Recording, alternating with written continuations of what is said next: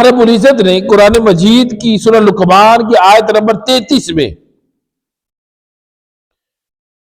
بروز حشر کوئی بھی شخص کسی دوسرے کا بوجھ نہیں اٹھائے گا، اس کا ذکر کیا ہے کہ اس وقت عالم کیا ہوگا، کہ کیا قیامت والے دن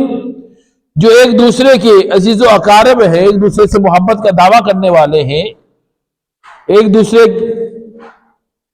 کی خاطر وقت دینے والے ہیں، مال خرچ کرنے والے ہیں، تو کیا قیامت والے دن کیا وہ ایک دوسرے کا بوجھ اٹھا سکیں گے؟ اس کا ذکر سورہ لقمان کی آیت نمبر 33 میں اللہ رب العزت نے فرمایا یا ایھا الناس اتقوا ربکم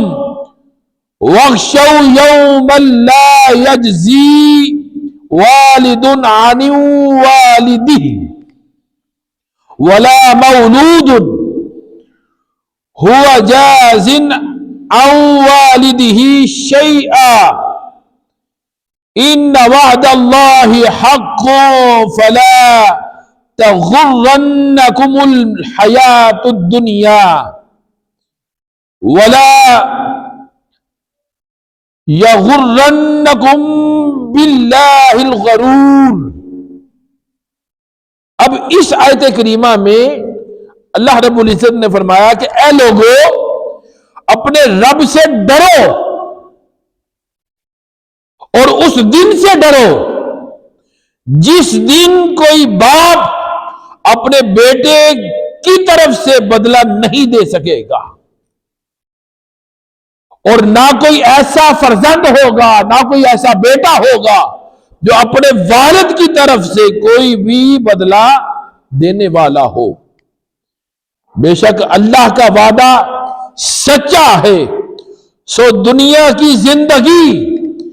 تمہیں ہرگز دھوکے میں نہ ڈال دے اور نہ ہی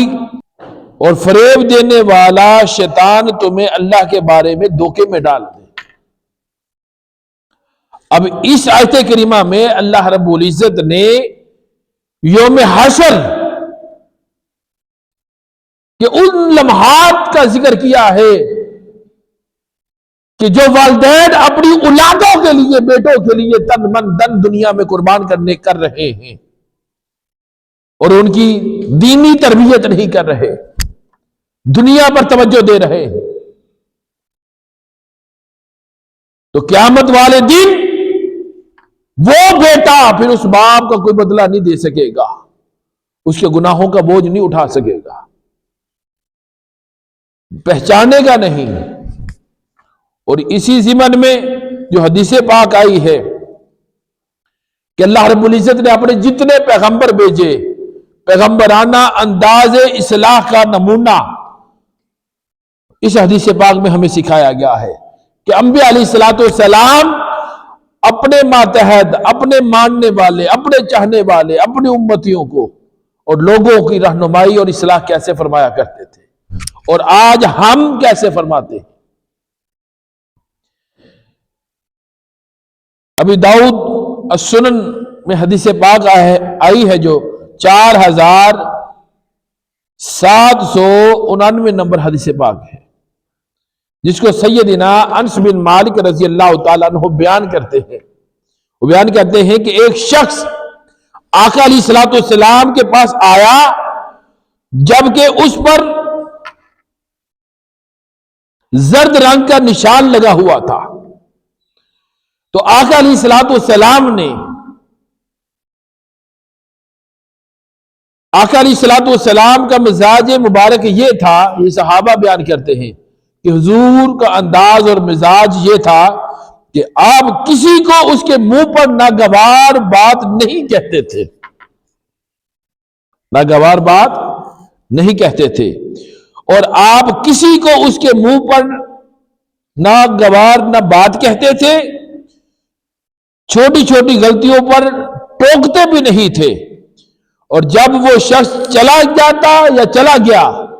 تو صحابہ بیان کرتے ہیں آقا نے فرمایا کہ کیا ہی اچھا ہو کہ تم میں سے کوئی اسے جا کر یہ بتا دے کہ اس کے چہرے پر